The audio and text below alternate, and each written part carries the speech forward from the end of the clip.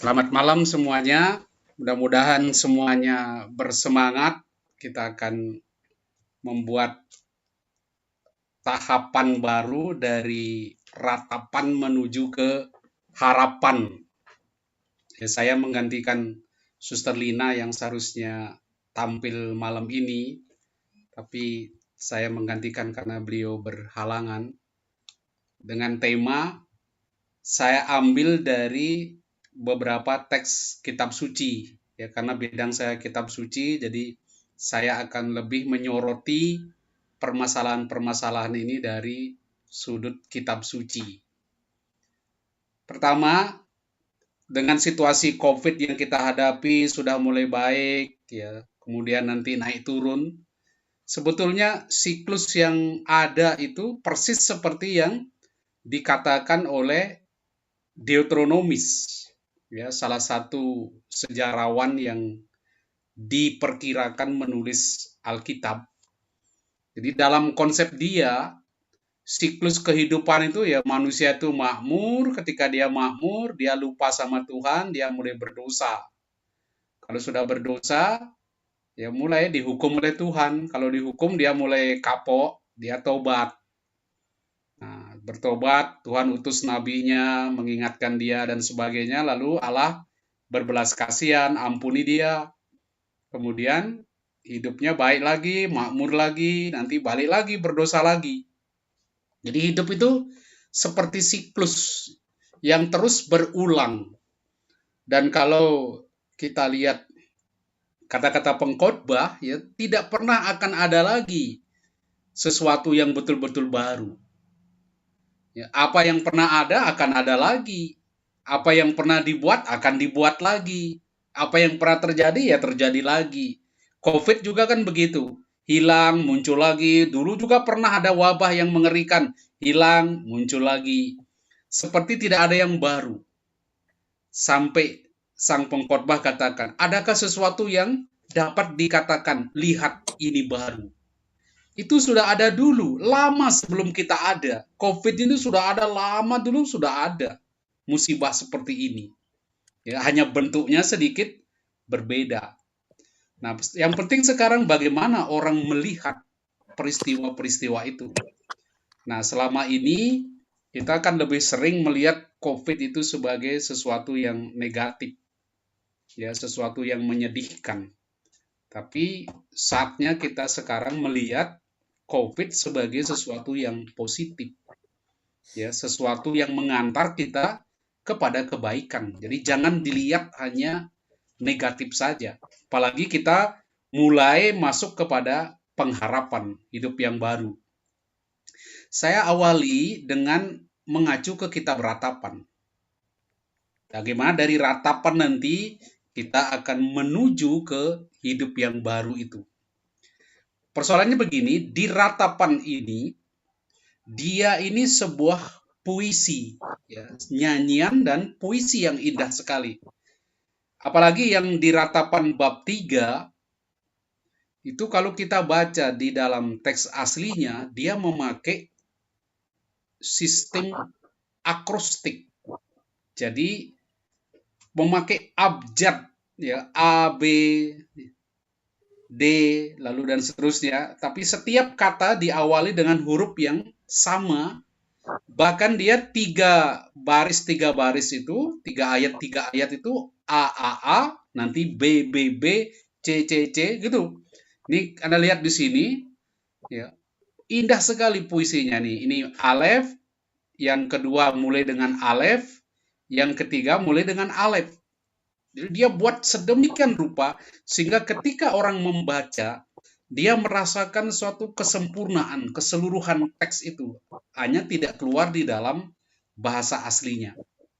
Saya katakan, di awal si penyair ini melihat malapetaka yang dialami oleh bangsanya, selain hancur tanah Israel, tetapi juga ada banyak malapetaka-malapetaka lain, kemudian penderitaan-penderitaan, penganiayaan yang dialami oleh orang Israel, terutama oleh penyair itu sendiri, sehingga dia berkata begini, akulah orang yang melihat sengsara oleh sebab cambuk murkanya. Jadi dia merasa derita ini gara-gara Tuhan. Seperti banyak kita lihat kan, masalah COVID itu orang lihat itu Tuhan. Tuhan marah kayak apa, macam-macam dikaitkan di situ. Ini juga penyair melihat. Dia katakan, ia menggiring dan membuat aku berjalan dalam kegelapan dan bukan dalam terang. Ini. Jadi dia merasa menggiring di dalam kegelapan. Sesungguhnya, ia memukul aku berulang-ulang dengan tangannya sepanjang hari. Jadi dia melihat malapetaka ini betul-betul dari Tuhan. Dan Tuhan begitu kejam terhadap dia. Sampai apa? Mengayunkan cambuk murkanya. Cambuk murka diayunkan. Menggiring membuat dia berjalan dalam kegelapan, bukan dalam terang. Dan dalam kegelapan itu di mana sebetulnya? Sheol, tempat dunia orang mati, di mana tidak ada situasi dengan Tuhan, tidak ada sukacita, itu habis semua. Dan itu dia rasakan seperti ketika masa COVID begitu mencekam. Merasa tidak ada lagi intervensi Allah, karena di Sheol, Allah tidak bisa intervensi di situ, karena itu dunianya orang mati. Dan dia merasa Tuhan tidak berpihak padanya, karena terus memukul dia. Tidak habis-habisnya memukul terus-menerus. Nah ini, dia merasa Tuhan ini kurang ajar kepada dia. Sumber masalah. Ini dia lukiskan penderitaannya tuh begitu mengerikan. Ia membuat daging dan kulitku menyusut. Wah, saking kurusnya. Tulang-tulangku diremukkannya. Ini bahasa, kalau kita ikut apa yang dikatakan Ayub di situ, kulitku menjadi hitam, mengelupas dari tubuhku. Tulang-tulangku mengering karena demam. Itu sampai hebatnya dulu penyakit demam, panas sampai tulangnya pun kering. Jadi orang bayangkan itu penderitaannya. Sengsara jasmani dan terutama dia mengalami kelaparan. Lihat, ia mengepung dan mengelilingi aku dengan kepahitan dan kesusahan. Ia membuat aku tinggal dalam gelap seperti orang yang sudah lama mati. Waduh, udah rasanya sudah tidak hidup lagi. Sudah habis dirinya itu. Nah ini dia tidak melihat lagi suatu terang, semua gelap. Ya. Apa yang bisa dipikirkan orang dalam keadaan yang demikian? Lihat, masih dia tunjukkan beberapa poin di sini. Ia membangun pagar sekelilingku, sehingga aku tak bisa keluar. Ia memperberat rantaiku. Walaupun aku berteriak dan menjerit minta tolong, dibungkamnya doaku. Ia merintangi jalanku dengan potongan batu dan menjadikan jalan setapakku tak terlalui. Ini warna-warna yang saya berikan ini perubahan di dalam terjemahannya, revisi yang kami buat ini, terjemahannya diubah itu. Jadi ini penyair yang dalam keadaan gelap di Sheol, putus hubungan dengan Tuhan, tempat Tuhan tidak bisa lagi intervensi, dia coba minta tolong. Tetapi apa? Nggak bisa lagi buat apa minta tolong, pasti nggak didengar. Dengan kata lain, situasi yang demikian ini dia merasa sudah tidak ada harapan lagi. Ini sudah memuncak. Ia merintangi jalanku dengan potongan batu, tidak bisa lagi lewat. Jadi jalan setapak pun tidak bisa terlalui. Tak ada lagi jalan keluar, semua sudah ditutup. Inilah orang sampai pada situasi seperti tidak ada harapan. Ini puncak dari kemalangan, penderitaan seseorang. Semuanya menghimpit dia. Jadi berat sekali rasanya. Lihat bagaimana dia melihat Tuhan dalam situasi demikian. Laksana beruang ia mengadang aku. Laksana singa di tempat persembunyian. Ia membelokkan jalanku dan mengoyak-oyak aku. Ia membuat aku terkejut. Ia menarik busurnya dan menjadikan aku sasaran anak panah. Ia menancapkan ke dalam hatiku. anak panah dari tabungnya. Jadi sampai hatinya pun dibidik. Tuhan begitu kejam seperti singa dan beruang. Sesuatu yang sangat membahayakan bagi dia. Ini musuh yang paling mengerikan. Begitu buruknya gambaran dia tentang Tuhan. Sebagai musuh yang sangat berbahaya. Yang akan menghadang dia, mengoyak-ngoyak dia. Bahkan yang membidik dan sasarannya itu hatinya. Ini sangat menyakitkan. Dan seluruh tubuhnya kena serangan Tuhan. Nah, ini gambaran kita mungkin ya kita bisa alami ketika masa-masa derita, khususnya ketegangan-ketegangan dulu di masa-masa COVID, kalau orang-orang dekat kita sakit, kemudian meninggal, bisa kita rasakan, apalagi orang yang kehilangan orang tuanya, itu. Ini dia orang alami seperti itu. Dan dia katakan, engkau menyingkirkan jiwaku dari kedamaian. Aku lupa akan kebahagiaan. Nggak tahu lagi apa sih bahagia itu, apa sih damai itu. Nggak ngerti lagi. Tidak mengalami lagi. Jadi saking susahnya hidupnya, sudah nggak ngerti lagi kalau orang, oh bahagia, apa sih bahagia itu. Sudah nggak ada lagi di dalam kamusnya. Saking pahitnya penderitaan itu. Nah, dalam situasi yang demikian, dia pikir, lenyaplah kemuliaanku dan harapanku kepada Tuhan. Ini. Jadi akhir harapan, ketika orang sampai pada titik nadir, tidak lagi bisa berbuat apa-apa. Sudah gelap semua, nggak ada titik terang. Dihibur pun sulit sekali. Nah, pada titik yang demikian, seringkali terjadi perubahan. Dia katakan, ingatlah akan sengsaraku dan penggembaraanku, akan racun pahit dan kepahitan. Jadi dia mulai di titik dia merasa tidak lagi ada harapan karena Tuhan begitu jahat. Tapi justru dia mulai mendekati Tuhan. Dia katakan, jiwaku selalu teringat akan hal itu dan tertekan dalam diriku. Jadi penyair menduga inilah akhir dari seluruh harapannya akan Tuhan. Inilah ujian terbesar imannya. Dan pada titik akhir, ya katakan tadi, dia justru berseru kepada Tuhan, memohon perhatiannya, supaya Tuhan ingat sengsaranya. Jadi eksplisit sekali dia minta, ingatlah akan sengsaraku dan pengembaraanku.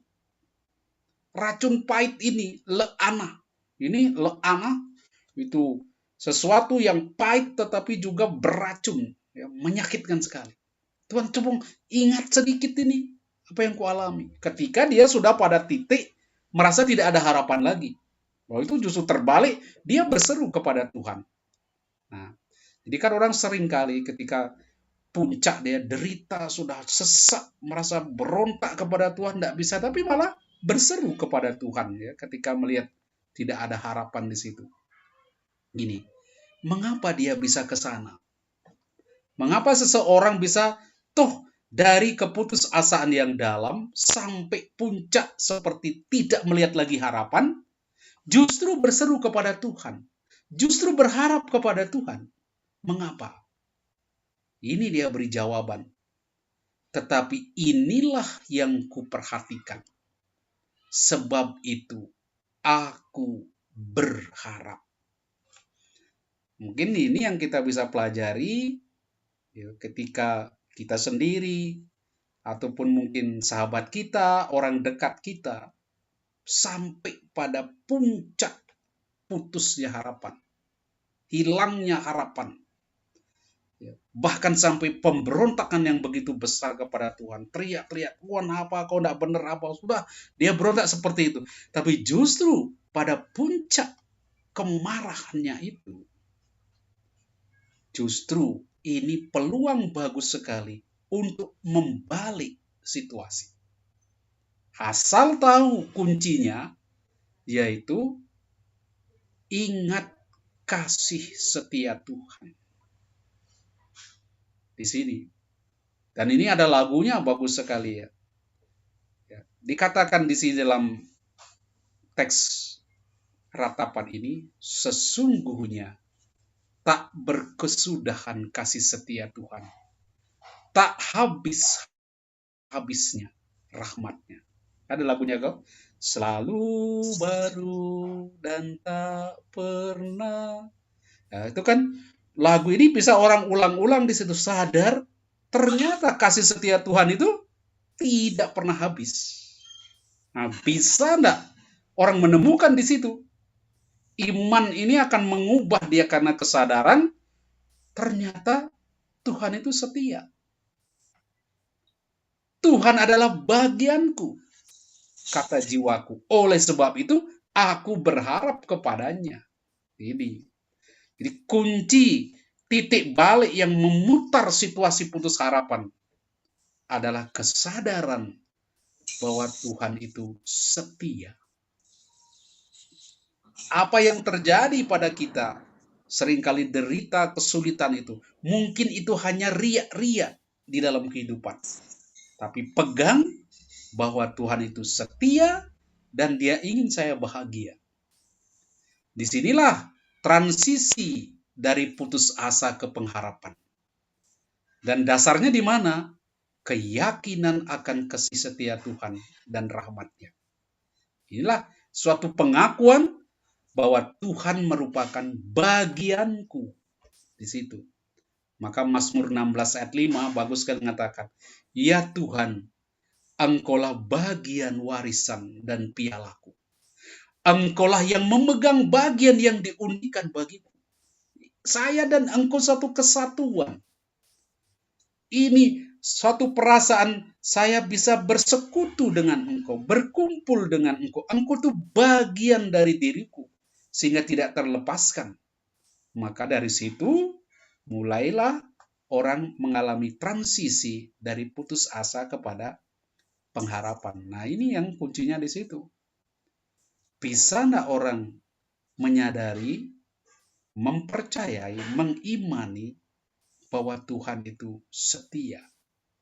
Kasih setianya tidak berkesudahan. Nah, ini proses penyadaran ini saya kira butuh perjuangan. Dan perjuangan itu kadang-kadang ketika kita sudah sampai pada titik keputusasaan. Terus mau apa? Ya sudah pasrah di situ. Lalu kalau di sini bisa ditunjukkan kasih setia Tuhan, itu orang bisa mengalami perubahan besar. Jadi kemudian pentingnya peranan memori. Titik-titik yang berubah seperti itu tidak bisa terjadi begitu saja kalau tidak ada kenangan. Kenangan akan perbuatan Tuhan yang sebelumnya. Jadi penderitaan-penderitaan maupun penebusan adalah bagian dari pengalaman. Dia mengalami, ada pengalaman penebusan. Sehingga dia bisa katakan Tuhan adalah sumber tidak hanya penghakiman, tetapi juga pembebasan. Ada pengalaman dibebaskan. Karena dia tahu bahwa Tuhan itu kuat dan mampu menyelamatkan. Maka dia memiliki pengharapan. Ada suatu pengalaman pembebasan itu. Itulah sebabnya dia menunggu dengan harapan bahwa Tuhan yang memukul Yerusalem dan penyair adalah juga yang membalikkan rasa malu itu. Nanti berubah menjadi rasa bangga. Nah, ini pengalaman penyair ini yang saya katakan tadi berubah. Tetapi kesadaran kuncinya ada pada keset, kasih setia. Jadi kesadaran akan kebaikan dan kasih setia Tuhan ini menjadi titik balik bagi seseorang. Ya, ada pengalaman tetapi ada keyakinan akan hal ini. Seperti Hosea katakan, sebab aku menyukai kasih setia dan bukan kurban sembelihan. Aku menyukai pengenalan akan Allah lebih daripada kurban bakaran. Dia cari kasih setia. Dan Tuhan itu adalah kasih setia. Dan bagaimana orang bisa sampai pada kasih setia? Pentingnya adanya pengenalan akan Allah. Ya, bukan hanya perbuatan-perbuatan ritual, tapi orang benar-benar tidak mengenal siapa Allah di dalam hidupnya. Ini yang akan membantu orang ke titik balik itu. Nah, ini ada apa yang dimaksud dengan keset di sini. Ini sebetulnya ciri khas watak atau karakter Tuhan yang selalu harus berusaha kita sadari. Di seluruh perjanjian lama, kunci dari sikap Allah kepada manusia sebetulnya hanya di sini, yaitu chesed dan rechem. Jadi dia penuh kasih setia, tapi juga dia penuh kerahiman, seperti seorang ibu terhadap anaknya, ya, ada unsur rahim di situ. Nah, ini kalau ini orang sadari, orang ingatkan lagi, dan orang alami di dalam kehidupannya, bukan hanya secara teoritis, bukan hanya di otak tahu Tuhan tuh penuh kasih setia dan rahim, itu dia akan mampu melihat di dalam puncak-puncak kesulitannya itu kebaikan Tuhan dan masih bisa berharap di situ. Nah, ini kunci Tuhan yang selalu dua Allah yang menghakimi dan berbelas kasih. Kemudian lagu-lagu kebijaksanaan mengingatkan kita, Tuhan itu baik bagi orang yang berharap kepadanya, bagi jiwa yang mencari Dia. Baiklah menanti dengan diam pertolongan Tuhan. Baiklah bagi seorang pria memikul kuk pada masa mudanya. Biarlah ia duduk sendirian dan berdiam diri kalau kuk ditaruh padanya. Biar dia tunduk dengan mukanya menyentuh debu. Mungkin ada harapan. Jadi baik berharap kepada Tuhan, ya, meskipun di dalam situasi sulit. Jadi ini saya akan masukkan ya, orang diam, orang menyerah kepada Tuhan di situ. Jadi mengapa orang akhirnya boleh bisa pasrah total kepada Allah? Ini kuncinya yang lagu itu. Karena tidak untuk selamanya Tuhan menolak. Walaupun ia mendatangkan kesusahan, ia juga berbelas kasihan menurut kebesaran kasih setianya. Karena tidak dengan rela hati ia menindas dan menyusahkan anak manusia. Jadi inilah pengetahuan dia, pengenalan dia akan karakter Tuhan. Bahwa dia tidak akan selamanya menolak kita walaupun kayaknya dia marah sekali. Tapi belas kasihnya itu sangat besar. Jadi karena itu penyair pun akhirnya karena memiliki pengetahuan yang demikian, dia yakin pengalaman ini dan kemalangan deritanya ini suatu saat akan berakhir. Tuhan memang menghukum, tetapi yang dilakukannya untuk mengembalikan mereka kepadanya. Nah, ini kesadaran ini, pemahaman ini akan membantu seseorang tetap berharap di dalam kesusahannya. Ya, hanya untuk sesaat aku meninggalkan engkau. Tetapi karena kasih sayang yang besar, aku mengambil engkau. Dalam murka yang meluap-luap, aku telah menyembunyikan wajahku. Terhadap engkau hanya sesaat, tapi dalam kasih setia abadi, aku telah menyayangi engkau, firman Tuhan penebusku. Nah, mungkin kata-kata seperti ini ketika kita di dalam kesulitan, ya, didengungkan kembali, dibacakan kembali, diresapkan kembali, ya, pelan-pelan bisa mengangkat kembali harapan yang mungkin sudah hampir padam. Nah, jadi kalau kita perhatikan, ternyata seperti saya katakan tadi, setiap malapetaka, peristiwa-peristiwa yang buruk hanyalah sarana untuk meraih sesuatu yang lebih baik. Itu yang harus dilihat di dalam pengalaman buruk. Adanya poin positif di dalam peristiwa-peristiwa yang buruk itu. Sebetulnya berkaitan dengan peristiwa yang diceritakan di dalam kitab Ratapan, kita temukan poin-poin positif dari kehancuran Yerusalem. Kalau kita beratapan meratapi dia, peristiwa itu, kitab Kejadian khususnya kisah penciptaan, justru menyanyikan masa itu. Dari peristiwa hancurnya Babel, hancurnya Yerusalem dan Bait Allah, di mana mereka kehilangan iman, krisis iman, juga krisis identitas. Justru para imam di pembuangan Babel mengajak umat itu berpikir positif.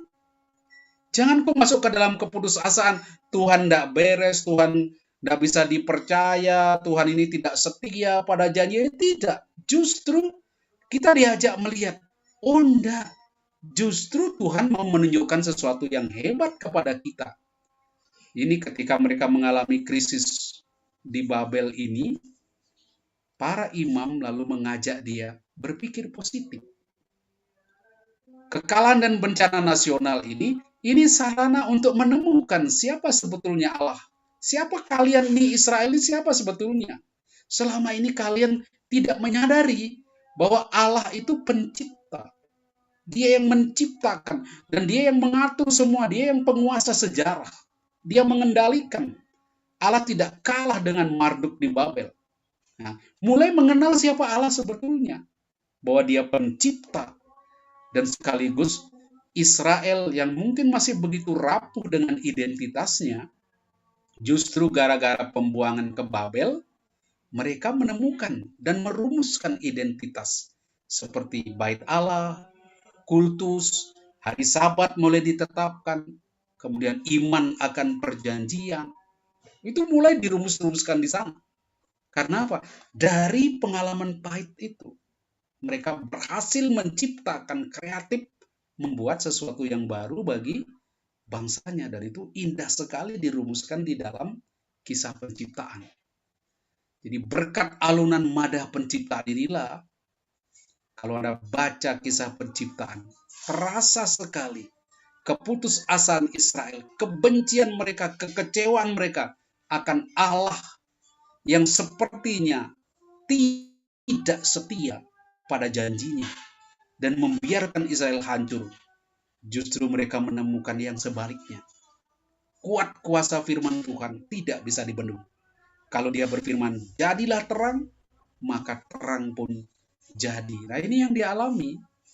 Mampu berbalik dari perasaan atau kesadaran yang keliru, merasa Tuhan tidak beres dan sebagainya. Jadi pengalaman yang buruk itu justru melahirkan kesadaran baru, pemahaman-pemahaman baru. Jadi pembuangan akhirnya disadari hanyalah riak-riak penyimpangan di dalam hidup dan menjadi tantangan. Dan Israel diundang untuk kreatif dalam bertarung melawan daya destruktif tantangan ini dan mengubah tantangan itu menjadi peluang. Nah, ini yang luar biasa di dalam peristiwa itu. Dia kreatif dalam situasi sulit, mampu mengubah kesulitan dan penderitaan dan tantangan menjadi peluang. Sini, mengapa dari situ? Karena itu lahir dari, sekali lagi, pengenalan akan Allah. Bagaimana dia memahami Allah dalam kehidupannya. Ini akan memberi akses baru kepada perubahan-perubahan itu. Saya masuk ke pengalaman apokaliptik sedikit. Bagaimana gereja awali ketika mengalami penderitaan. Kalau kita simak, mengapa gereja awali itu mengalami banyak penganiayaan, penolakan, bahkan oleh orang Yahudi sendiri. Kalau kita baca Injil Matius, itu terasa sekali pemberontakan orang-orang Kristen terhadap orang Yahudi. Karena mereka diusir dari sinagoga. Mereka awalnya seperti orang Yahudi menjalani ibadahnya. Tapi tiba-tiba orang Yahudi begitu membenci orang Kristen. Paulus pun begitu membenci awal mulanya, bahkan mau menganiaya mereka. Mengapa terjadi begitu? Saya bisa pahami kalau kita melihat cara pikir orang Kristen yang dalam tanda petik agak keterlaluan. Anda bisa bayangkan, teks-teks perjanjian lama yang berbicara tentang Yahweh, Yahweh pencipta, Yahweh Sebaot, Yahweh yang menghajar manusia, yang berkuasa atas sejarah. Tiba-tiba oleh orang Kristen itu dikombinasikan, bahkan dimodifikasi menjadi sosok Yesus. Sebagian besar teks-teks yang mengacu kepada YHWH yang di dalam teks Septuaginta diterjemahkan dengan Kyrios, begitu saja diambil oleh para rasul, dikenakan pada Yesus, dan mereka sebut Yesus ini Kyrios, Tuhan. Ini apa orang Yahudi tidak marah sekali. Tapi orang Kristen berani melakukan itu karena ada pengalaman iman akan kebangkitan. Mereka mengalami Yesus seperti itu. Mereka melihat Yesus itulah seperti YHWH di dalam perjanjian lama. Dan mereka berani mati untuk memberi kesaksian tentang itu.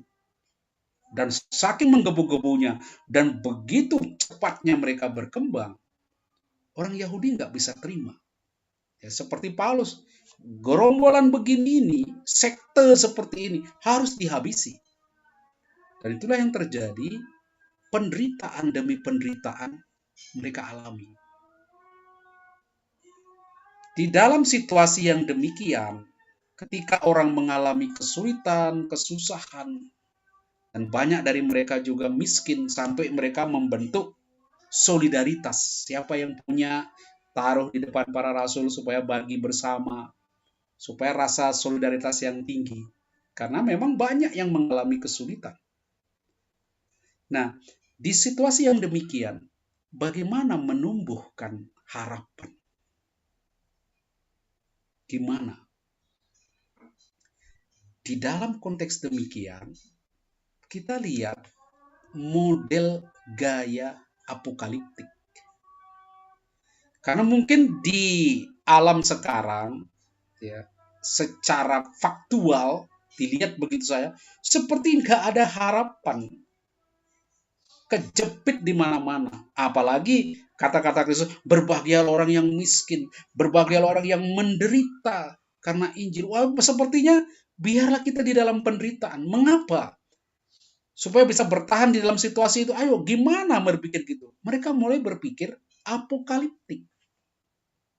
Berpikir apokaliptik. Mulai ada mimpi-mimpi ke masa depan. Nah, disitulah Anda akan lihat gambaran-gambaran, ramalan, nubuat-nubuatan yang berbau apokaliptik. Yang mau menghibur orang supaya tetap berharap, tetap semangat, tetap tabah di situ. Nah, itu kalau kita baca di teks-teks apokaliptik, misalnya ada penderitaan, penindasan oleh orang-orang Yahudi dan oleh orang Romawi ini, saya katakan mengapa orang Romawi juga marah kepada orang Kristen, awalnya mereka juga tidak suka. Karena yang disebut Kyrios di dalam zaman kekaisaran Romawi itu, di abad pertama, di abad kedua, itu kaisar tuh juga disebut Kyrios. Ya, seringkali beberapa kaisar mengklaim, sayalah Kyrios. Sekarang orang Yahudi tidak mau, orang Kristen tidak mau. Kamu bukan Kyrios, Kyrios saya Yesus Kristus. Wah, inilah menimbulkan banyak konflik, penindasan bagi orang Kristen yang tidak disukai. Ya, mereka nyeleneh di situ ya. Ini yang saya katakan muncul bahasa apokaliptik. Dan di bahasa apokaliptik ini, dia katakan pada waktu itu pun, ia akan menyuruh keluar malaikat-malaikatnya dan mengumpulkan orang-orang pilihannya dari keempat penjuru bumi, dari ujung bumi sampai ke ujung langit. Nah ini, orang dibawa, oh jangan khawatir, nanti Yesus datang, kumpulkan kalian, anak manusia. Udahlah, jangan khawatir. Nah, seperti apa ya, dikasih heroin begitu ya, supaya dia terus berharap, karena ada apa? Tuhan akan datang, Tuhan selamatkan, Tuhan akan kumpulkan kita. Maka muncul ide seperti rapture Jadi dalam penderitaan orang Kristen akan diangkat naik supaya tidak ikut menderita. Yesus akan datang. Muncullah nubuatan-nubuatan tentang datangnya anak manusia. Tetapi ini semuanya kalau dibaca selalu berbahasa apokaliptik. Ya. Mengajak orang keluar dari situasi sulit. Ini di Wahyu misalnya. Kemudian daripada itu, aku melihat sesungguhnya sebuah pintu terbuka di surga. Dan suara yang dahulu yang telah kudengar berkata kepadaku, seperti bunyi sangkakala. Katanya, naiklah kemari. Dan aku akan menunjuk kepadamu apa yang harus terjadi sesudah ini. Nah ini Yohanes diajak, dibawa naik oleh malaikat. Nih serang akan kutunjukkan kepadamu apa yang akan terjadi. Dan di situ digambarkan bagaimana penderitaan-penderitaan yang akan dialami manusia. Tetapi jangan lupa, mata tetap terarah, kita akan menang bersama anak domba di Bukit Sion. Dan akan ada Yerusalem baru. Semua kekuatan jahat ini akan dihancurkan. Itu yang ditunjukkan kepada Yohanes. Mengapa? Karena gereja pada zaman itu, orang-orang Kristen awali, mereka di dalam situasi penderitaan. Dan sepertinya sulit sekali keluar dari penderitaan itu sebab mereka dianiaya oleh kaisar sendiri. Misalnya Domitianus, beberapa raja yang ingin dipuji, patungnya disembah. Orang Kristen tidak mau, mereka mau menyembah Tuhan, tentu terjadi konflik. Dan konflik dengan penguasa sama saja berarti penderitaan. Nah, di dalam situasi demikian orang diberi harapan dengan bahasa-bahasa apokaliptik. Lihat ini salah satu contoh di Tesalonika misalnya, tentang kedatangan Tuhan kita Yesus Kristus dan terhimpunnya kita dengan Dia. Kami minta kepadamu saudara-saudara, supaya jangan lekas bingung dan gelisah. Jangan khawatir, jangan gelisah. Karena mereka gelisah apa? Dari sedang menderita begini, kapan sih Yesus datang angkat kami? Oh, berkata, lu sudah datang di sana, itu sudah datang di sana. Loh, kenapa kita masih susah begini? Kalau Yesus datang kan kita semua diangkat loh. Katanya sudah datang kok kita masih susah di sini. Ya terjadi kebingungan, terjadi kegelisahan di situ. Karena ada harapan mereka akan dikumpulkan, terhimpun bersama dan menikmati sukacita itu. Nah, ini hal yang demikian membuat mereka bingung, kurang berpikir waras lagi. Di dalam penderitaan muncul harapan-harapan eskatologis ini. Itu cara orang Kristen membangun harapan. Ini yang disebut harapan apokaliptik. Di bawah Allah pada akhirnya akan mengumpulkan jemaatnya. Ya. Jadi akan semua dikumpulkan dan orang mengalami sukacita di situ. Nah, lihat di doa di doa Paulus kepada umat di Kolose misalnya dikatakan, dia akhiri begini, kiranya Tuhan kita Yesus Kristus dan Allah Bapa yang telah mengasihi dan menganugerahkan pengharapan abadi dan pengharapan baik, jadi hidup yang abadi nanti, hidup bahagia sesudah kematian, yakni pengharapan kebersamaan ini, menghibur dan menguatkan hati mereka. Ini, jadi ada pengharapan di situ tetap diberikan Paulus di dalam karya pastoralnya. Jadi tetap menyampaikan adanya anugerah pengharapan abadi yang diberikan Tuhan di situ. Nah, gimana kita bisa masuk ke situ? Apa jaminan harapan itu? Seperti tadi di dalam kitab Ratapan, orang Kristen awali pun melihat dasar harapan itu adalah Tuhan itu setia. Ini kuncinya di situ, keyakinan Tuhan itu setia. Ia akan menguatkan hatimu dan memelihara kamu terhadap yang jahat. Ini kesetiaan Tuhan, kasih setia Tuhan itu menjadi dasar bukan hanya oleh orang-orang perjanjian lama, tapi di perjanjian baru pun Paulus menekankan itu dasar jaminan kita bisa terus berharap dan bisa terus tabah, ya, kesetiaan Tuhan. Nah, sekarang bagaimana anjuran untuk bagaimana caranya supaya ketika kita memasuki hidup baru, supaya masuk di dalam pengharapan, ada satu kuncinya, yaitu orang harus mau bekerja. Memulai sesuatu yang baru dari A melompat ke B, kuncinya orang harus mau bekerja keras. Seperti pesan Paulus, jika seorang tidak mau bekerja, janganlah ia makan. Jangan berleleh, orang harus kerja keras. Ketika mau membalik keputusasaan itu menjadi sebuah harapan. Tidak bisa hanya tenang-tenang saja berharap masuk di dalam penantian apokaliptik. Oh, nanti Tuhan datang angkat saya. Ternyata nggak datang-datang. Karena itu Paulus anjurkan, jangan kamu hidup tidak tertib. Jangan mau makan dari sumbangan orang saja. Orang harus kerja, ya, berjuang keras. Apalagi di zaman dulu, ya, di zaman gereja awali, mengapa Paulus keras sekali seperti ini? Ada orang aji mumpung. Sebab sikap gereja, cara hidup gereja itu semua orang menyerahkan apa yang dia miliki supaya bisa dibagi bersama. Orang tidak mau kerja, mengandalkan orang lain. Oh, itu orang lain yang punya. Ini sikap mental demikian harus dibuang supaya apa? Ini kita bisa beralih kepada harapan. Tetapi acap kali sudah bekerja keras tetapi tidak dapat apa-apa. Nah, ini harapannya nanti lebih parah lagi. Keputusasaannya nanti lebih susah lagi. Memang kunci kita, saya katakan, untuk beralih ke suatu dunia yang baru ini, kita harus bekerja keras, tapi kerja keras itu bisa jadi toh sia-sia, gagal. Nah, di dalam kegagalan itu malah keputusasaan tambah berat lagi.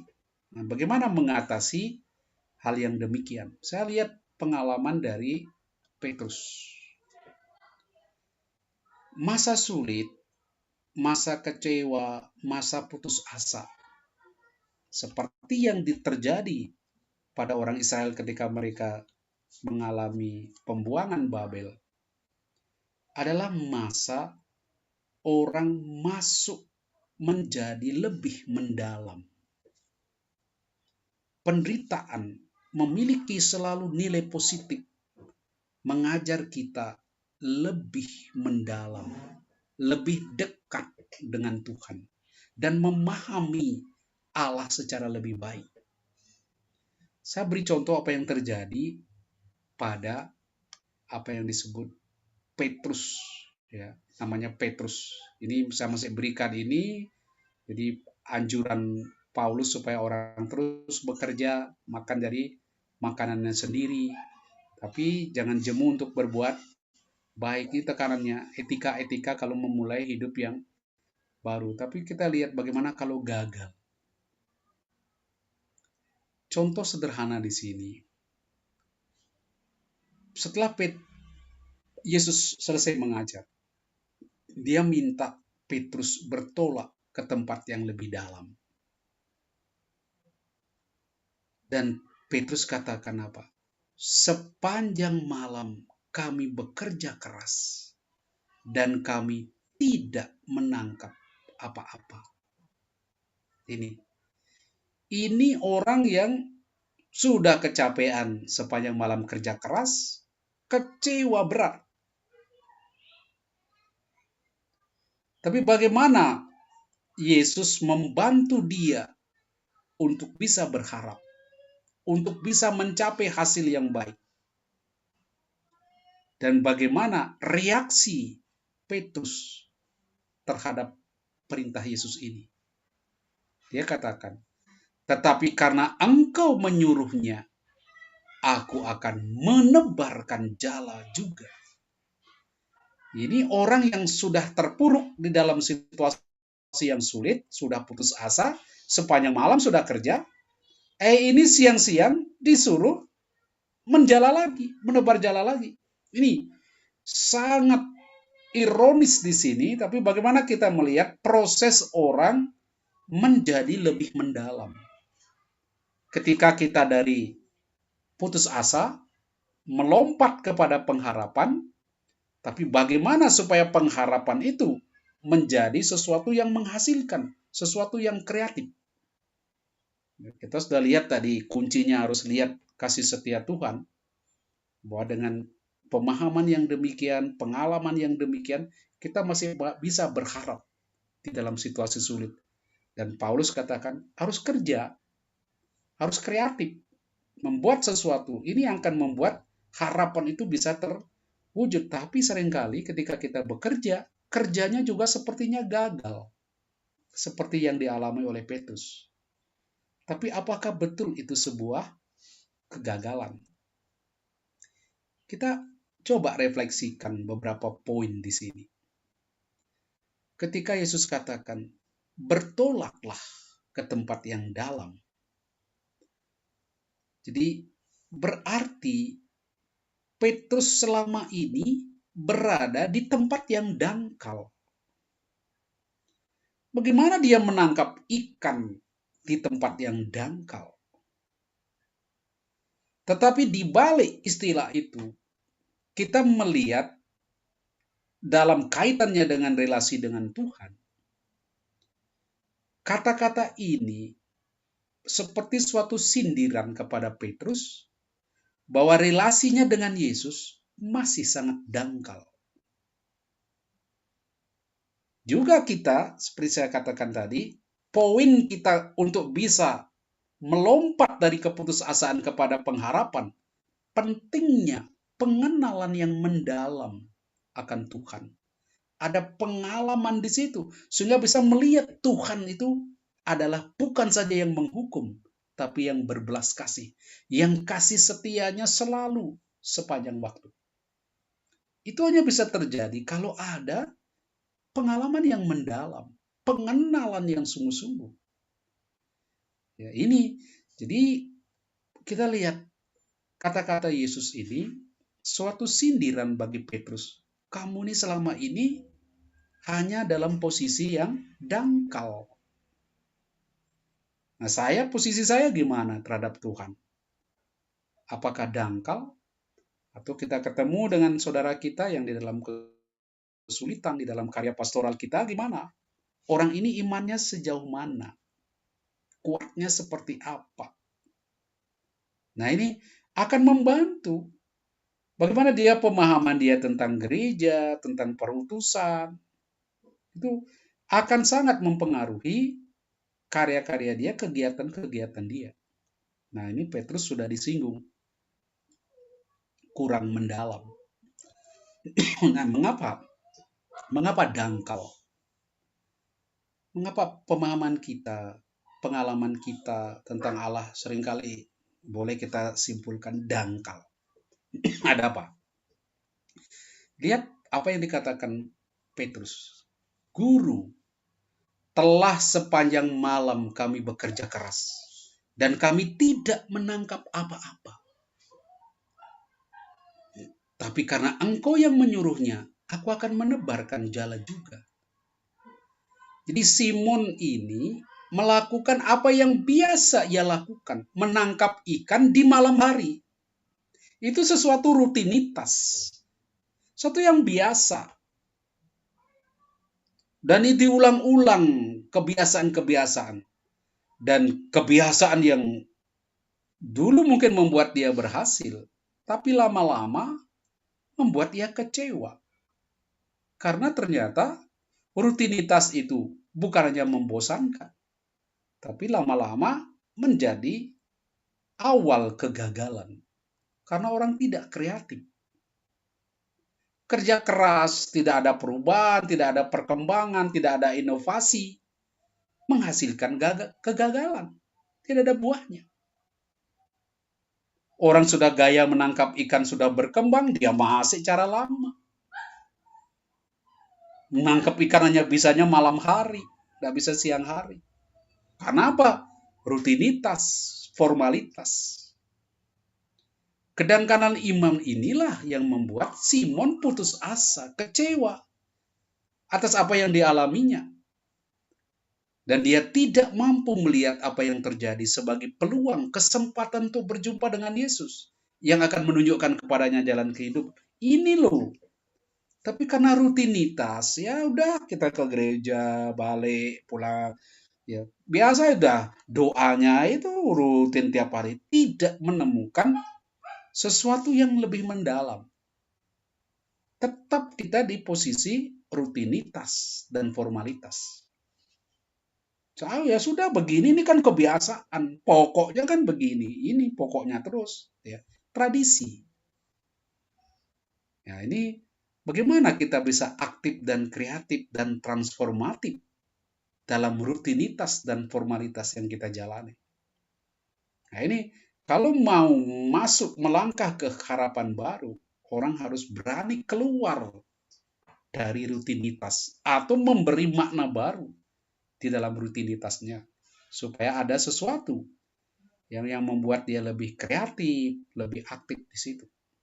Nah, ini suatu refleksi bagi kita melihat rutinitas di dalam ibadah kita, ya, supaya jangan terjebak pada hal ini. Nah, pengalaman COVID, kesulitan-kesulitan berkumpul ini menjadi ide, inspirasi bagi kita untuk melihat formalitas-formalitas dalam iman. 2. Bagaimana bertolak ke dalam? Setelah kita lihat hambatan tadi, gimana bertolak ke dalam? Ternyata kunci pertama memang percaya dan pasrah kepada Tuhan. Kalau yang mengandalkan pikiran kita, itu rusak. Petrus tidak akan berangkat. Lihat kata-kata Petrus. Karena engkau yang menyuruhnya, aku menebarkan jala juga. Ini ada kepasrahan, walaupun di otaknya dia, ini perintah ini goblok sekali. Kok menangkap ikan siang-siang? Mana dapat? Nangkepnya malam. Nah, ini logikanya. Tetapi dia berani keluar dari cara pikir itu. Berani mengubah cara sudut pandangnya. Dan melakukan. Percaya pada Tuhan, pasrah. Ya sudah, kau yang nyuruh, sudah saya jalan aja. Ini syarat utama untuk berani bertolak ke dalam. Percaya dan pasrah kepada Tuhan. Jadi adanya semangat mengandalkan Tuhan di dalam kehidupan. Ya. Berani melakukan sesuatu meski terasa bertentangan dengan logika. Masih melihat ada yang lebih kuasa di atas saya untuk melakukan sesuatu. Untuk menghadirkan mukjizat di dalam kehidupan saya. Nah, ini masih berani di situ. Kunci pertama supaya bisa bertolak ini. Jadi bertindak di luar yang biasa. Jangan terus hanya kebiasaan. Ini sudah das, ini sudah tradisi, ini dari dulu begini. Udah berani terbuka. Bahwa apa yang kita lihat mungkin dulu baik, tapi sekarang sudah tidak tergolong baik lagi. Simon biasa menangkap ikan malam hari, buat sekarang cobalah menangkapnya juga di siang hari. Ada perubahan. Jadi berani bertindak di luar kebiasaan kita. Ya. Unsur lain lagi. Bagaimana bertolak ke dalam lagi? Yaitu saya katakan, tanggalkan kasutmu. Suatu pengalaman yang dialami oleh Musa ketika dia melihat Tuhan di semak bernyala. Musa mencoba mendekat dan dia dengar suara. Janganlah datang dekat-dekat. Tanggalkanlah kasutmu dari kakimu. Sebab tempat di mana engkau berdiri itu adalah tanah yang kudus. Lagi firman-Nya, akulah Allah Abraham, Ishak dan Yakub dan seterusnya. Tapi kuncinya di sini saya katakan. Jangan dekat-dekat. Tanggalkan kasutmu dari kakimu. Sebab ini tanah yang kudus. Kita tahu kasut itu barang mati. Terbuat dari barang mati Anda pakai. Ini lepaskan. Selama Musa mengenakannya, ia terbelenggu dalam hal-hal mati. Formalisme, ritualisme, kepura-puraan yang tidak menghidupkan. Tidak peduli, tertutup dengan cara pikirnya. Sudah selesai hanya pada diri saja. Tidak akan mikirkan lagi bangsa Israel di Mesir. Dia hanya ingat diri. Tidak memikirkan untuk membawa perubahan. Dia tertutup, mati. Terbelenggu di situ. Maka Allah katakan, tanggalkan kasutmu. Ayo buka supaya engkau bisa menjadikan sesuatu yang baru, membawa perubahan. Ini tanah yang kudus, tempat engkau memberi. Jadi keberanian kita menanggalkan formalisme, terbelenggu dari hal-hal yang mati, tidak berani out of the box,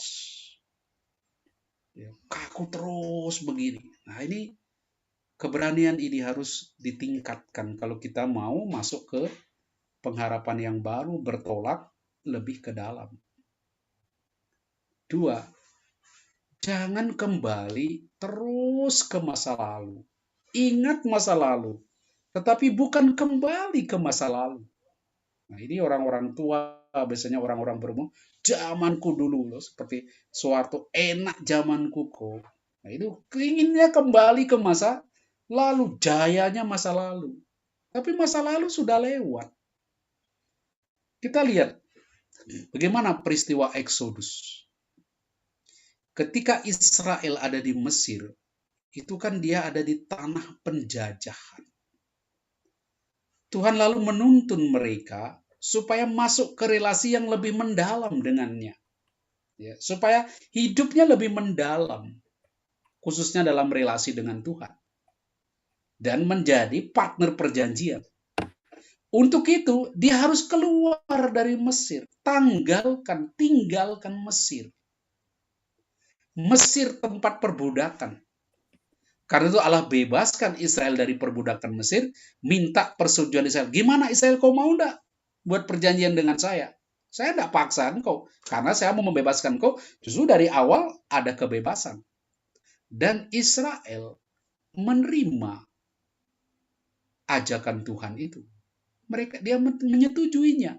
Dan kita katakan di sini, di dalam Keluaran 45 dikatakan, Musa kembali ke Mesir dari tanah Midian.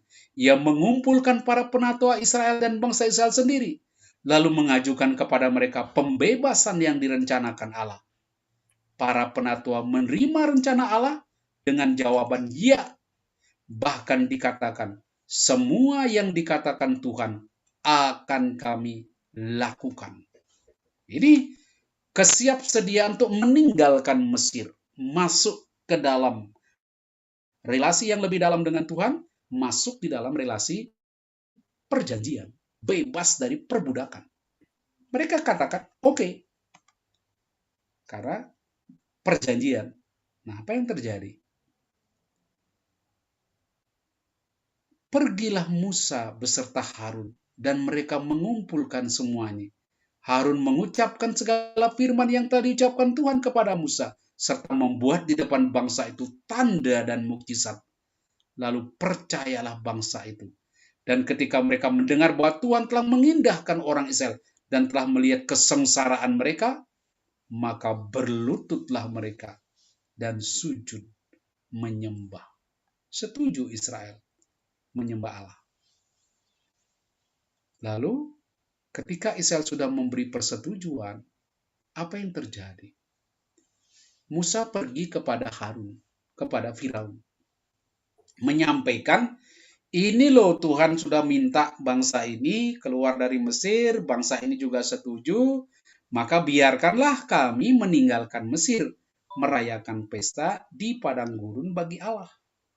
Kami udah janji sama Allah ini mau buat perjanjian, gimana? Firaun menolak. Oh, saya tidak kasih izin kamu pergi. Lalu menuduh Israel sebagai orang tahanan yang pemalas. Dan selanjutnya menekan mereka lebih keras lagi. Bahkan ia menambah beban kerja paksa mereka. Dia katakan, kamu omong kosong. Tuhan apa? Ya, kamu ini sebenarnya cuma pemalas, nggak mau kerja. Lalu bilang mau pergi ke padang gurun. Tidak diizinkan. Ya. Apa yang terjadi? Nasib mereka lebih susah lagi. Karena Firaun marah, mereka lebih ditekan.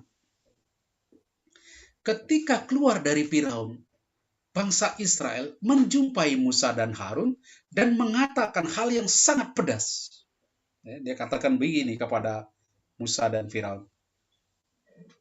Dia katakan, lalu mereka berkata, kiranya Tuhan memperhatikan perbuatanmu dan menghukum kamu, karena kamu telah membusukkan nama kami kepada Firaun dan hamba-hambanya. Dan dengan demikian, kamu telah memberikan pisau kepada mereka untuk membunuh kami. Kurang ajar kau Musa. Kau ngomong apa kepada Firaun? Sekarang kami justru semakin menderita gara-gara kamu. Jadi jangan Anda bayangkan Tuhan tuh datang ngomong, oh Firaun nggak pernah lihat Tuhan. Itu kan konsep mereka seperti Allah bicara dengan Musa, tapi dalam realitas itu semua peristiwa sejarah, mana Firaun percaya. Ya. Tapi ini Israel kecewa dan merasa Musa menipu mereka, menyiksa mereka. Mereka menuduh Musa sebagai sumber kesulitan. Karena itu Musa sedih sekali, dia lalu mengeluh, dia menghadap Tuhan, Tuhan mendengarkan, lalu membarui panggilannya untuk Musa, dan Musa kembali ke bangsa Israel. Ya, nyarah mau lagi dia. Namun mereka tidak mau lagi mendengarkan karena sudah putus asa. Karena mereka ditekan lagi, perbudakannya makin berat, kerja rodinya makin keras. Enggak. Sudah Musa kau ngomong apa urusanmu, saya nak mau dengar. Oke dah, karep-karepmu kau ngomong apa. Mereka tidak mau peduli lagi, sudah putus asa. Dulu sudah semangat, tapi nyatanya tidak terjadi apa-apa. Mereka bilang, ya sudahlah capek Musa, saya tidak mau lagi. Nah selanjutnya, kalau Anda baca di Keluaran 6-12, Israel tidak mau berbuat apa-apa. Semua yang kerja, Tuhan. Mereka pasif. Bahkan dalam perjalanan keluar dari Mesir pun, mereka praktis tidak berbuat apa-apa. Semua dilakukan oleh Tuhan.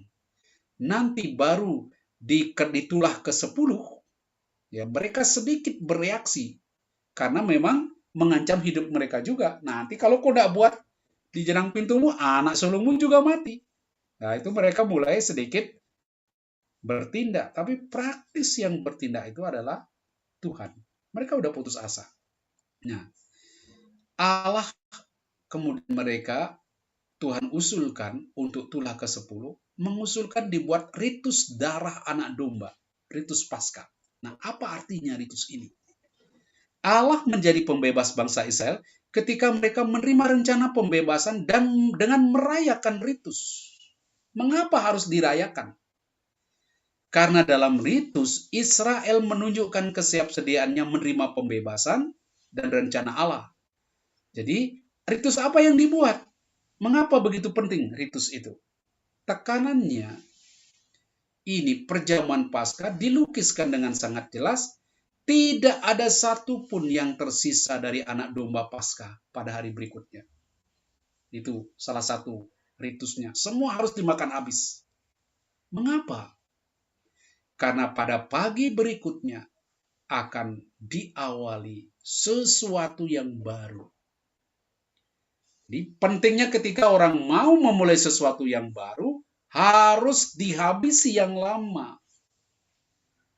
Jadi mereka lihat makanannya semua, kalau kita baca sayur pahit, jangan sampai kamu makan yang mentah atau direbus airnya, hanya dipanggang dan seterusnya. Lengkap dengan kepalanya dan semuanya. Jangan kamu tinggalkan apa-apa dari daging itu sampai pagi. Apa yang tinggal sampai pagi, bakar habis. Ini total.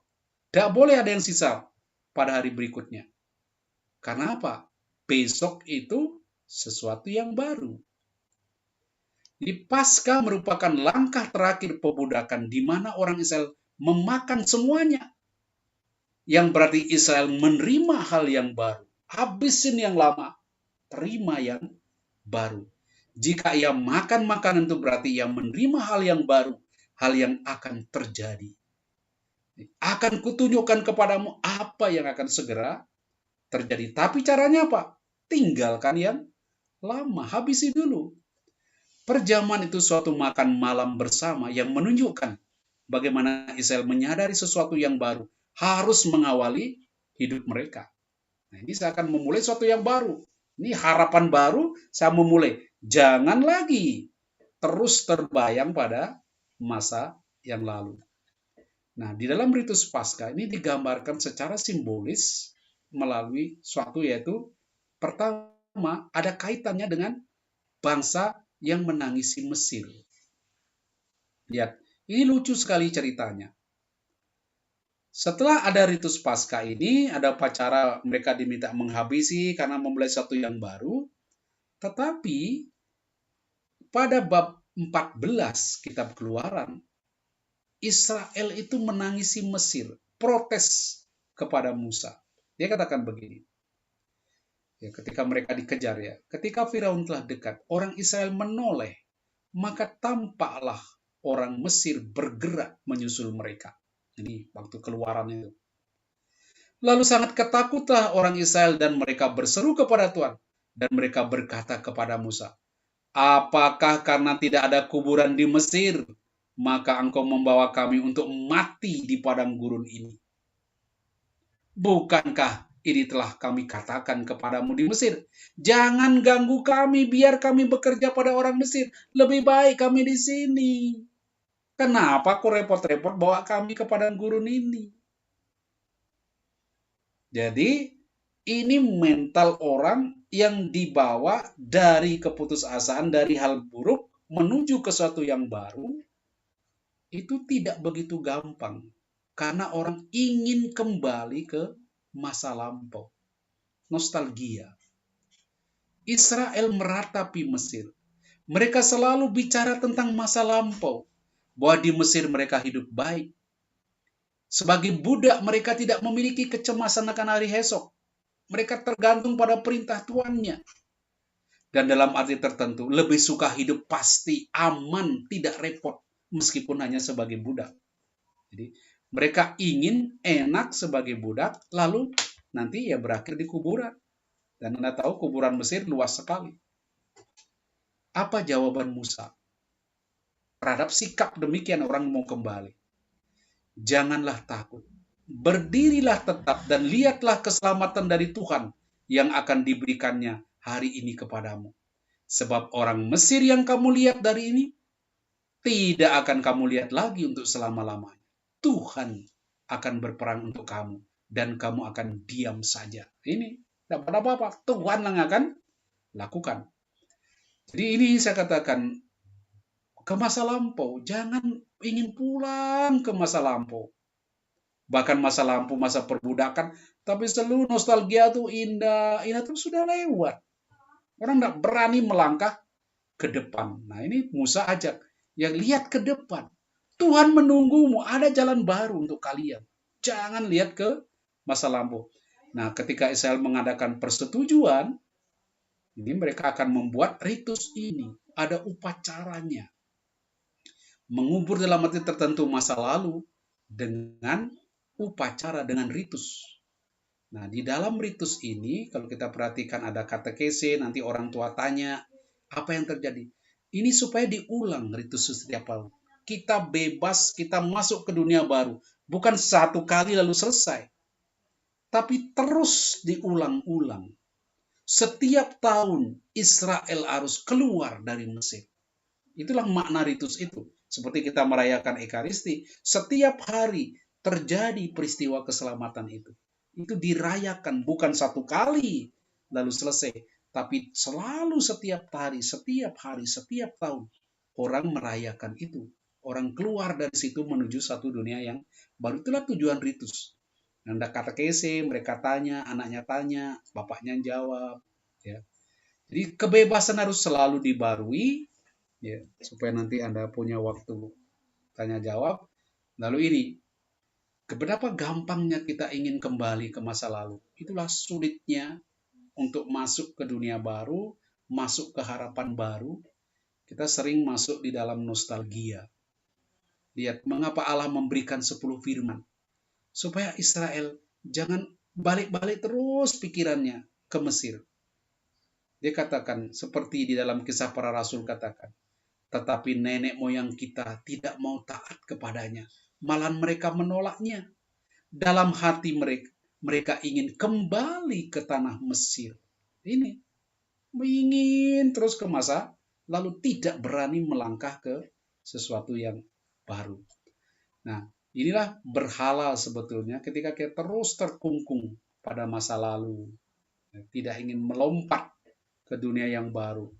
Kita dikungkung, diperbudak oleh masa lalu. Itulah bentuk berhala. Nah, meninggalkan secara total perbudakan di masa lalu dan tidak tergoda kembali ke Mesir, yakni ke masa lalu, ke perbudakan di masa lalu. Itulah sebetulnya lawan dari berhala. Ini gimana sekarang kita di masa harapan baru ini? Ini harus berani meninggalkan cara-cara lama. Ada inovasi, pembaruan, cara menggereja kita yang keliru, cara pandang yang keliru, cara bergaul yang keliru, cara beribadah yang keliru. Kesempatan orang memikirkan itu dan memulai sesuatu yang baru. Saya kira itu poin-poin yang saya sampaikan. Silakan kalau ada tanggapan atau pertanyaan atau sharing bagaimana orang menjadi lebih mendalam di dalam kehidupannya. Silakan.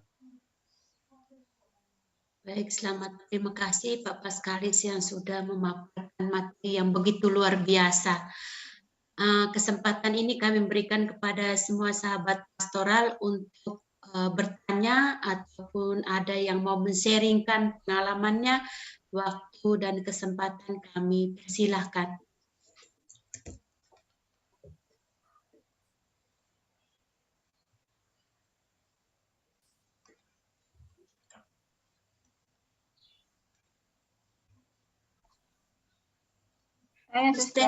Suster Bernarda, ayo, mari Suster.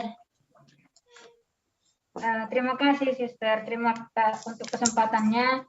Yang pertama saya mengucapkan terima kasih banyak kepada narasumber Bapak Paskalis yang pada malam hari ini ya saya merasa sangat tersentuh dengan materi yang Bapak berikan. Yang pertama itu karena memang ada pengalaman yang ya sesuai dengan judul tema ini, lalu dengan penjelasan-penjelasan yang Bapak berikan. Dan saya merasa bahwa inilah apa sih tindakan nyata yang dibuat oleh Patrice Corde ini, webinar ini untuk tindakan nyatanya. Tapi saya merasa bahwa dengan materi ini dan ketika orang bisa berbagi, bisa menceritakan pengalaman hidupnya, ya berarti inilah tindakan nyatanya orang bisa disembuhkan dengan sharing ini. Jadi malam ini saya merasa tersentuh dengan tema ini. Ya saya punya pengalaman itu ketika kehilangan tahun 2013 sampai 2016. 2012 sampai 2016 itu ya saya merasa kehilangan orang-orang yang saya cintai, termasuk ibu saya, kakak saya, ya orang-orang yang sangat dekat dengan saya. Lalu tahun 2018-19 ketika saya bertugas di Maumere di rumah pembinaan juga, itu ada ponaan-ponaan, 2 ponaan sekaligus meninggal, itu juga yang sangat dekat dengan saya. Yang terakhir itu 18 itu ketika ada gempa bumi di Palu, si ponaan ini kebetulan bertugas di sana, itu dia meninggal di sana di Hotel Roa-Roa itu. Dan saya merasakan ketika bersama dengan mereka, itu saya sebagai orang yang hidup dalam biara di dalam ini yang memberikan peneguhan, lalu memberikan dukungan kepada mereka, pada keluarga juga ponan-ponan ini, berdoa bersama dengan mereka ketika bertemu, bahkan ketika mereka mengalami sakit juga saya ya memberikan dukungan dan meminta orang berdoa, bahkan bukan hanya 1 orang. Ketika sakit itu banyak yang saya minta tolong untuk mendoakan mereka, tetapi hasilnya ya saya mengatakan, begitu banyak orang yang saya minta tolong doa, tapi mengapa tidak sembuh? Dan mengapa justru pergi meninggalkan semuanya? Saya merasa pernah saya mengatakan Tuhan ini tidak adil. Tuhan tidak adil, tetapi saya merefleksikan kembali. Mungkin saya sendiri terlalu ikut campur dengan urusan keluarga. Ya, yang seharusnya boleh saya memberikan dukungan, mendoakan, tetapi ada hal-hal yang mungkin tidak terlalu penting saya harus ikut campur semua apa yang menjadi urusan kepribadian mereka. baik di sekolah maupun yang lain-lainnya. Memang sih saya tidak mengurus semuanya, tetapi ya ketika keluarga menceritakan, ya pasti saya gerah dan pasti ikut ambil bagian. Nah, ketika terjadi sesuatu hal yang merasa kehilangan dan justru yang pergi ini orang-orang yang sangat dekat dengan saya dan orang-orang yang saya cintai yang mendukung panggilan saya. Itu lalu ketika kemarin di Jogja itu pada bulan Maret itu, ya saya merasakan hampir putus, kehilangan, ya mau saya katakan kasarnya mau mati. Karena waktu ketika saya pulang dari ziarah itu, dari gua itu, ya sampai di komunitas saya mengantar teman saya ke dokter gigi. Tetapi ketika sampai di rumah itu saya mengalami sesak nafas yang saya tidak bisa bernafas. Dan saya katakan kepada Tuhan, Tuhan kalau Engkau mau ambil saya malam ini silahkan. Tapi kalau boleh Tuhan, saya masih mau mengabdi lagi, saya masih mau melanjutkan tugas saya lagi. Jangan di komunitas ini kalau saya mati, tapi saya matilah di rumah sakit Panti Rapi. Biarlah di sana saya mati, jangan di komunitas ini. Dan waktu itu saya mengalami ya perut yang sangat kram dan saya tidak bisa bernafas. Dan saya berpikir bahwa malam ini saya sudah out. Akhirnya sampai di rumah sakit saya berdoa, Tuhan, biarkanlah saya hidup lagi, biarkan saya melayani lagi, biarkan saya dengan segala macam harapan-harapan saya waktu itu. Dan akhirnya ya dokter tangani saya dengan baik.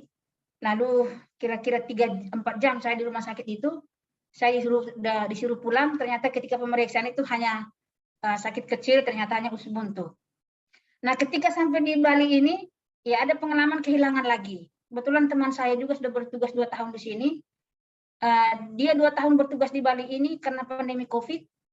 Adiknya meninggal, dia tidak bisa pergi. Lalu pas hari ulang tahun saya tanggal 8 Agustus itu, mamanya meninggal dan dia tidak bisa pergi. Nah, dan hari yang sama sebagai teman dalam biara dalam komunitas yang kami jumlahnya hanya sedikit, lalu ya teman ini dia menangis, lalu kami saling berpelukan. Dia menangis mau menangis berkepanjangan, lalu tidak lama datang SMS dari kampung saya, dari Flores sana, ya mengatakan bahwa kakak saya meninggal. Lalu saya katakan kepada teman saya ini, kamu mau meninggal? Lalu saya juga, kakakku meninggal. Akhirnya dia yang lagi menangisnya ini, lagi seru-serunya menangis, terdiam. Karena kami sama-sama mengalami duka.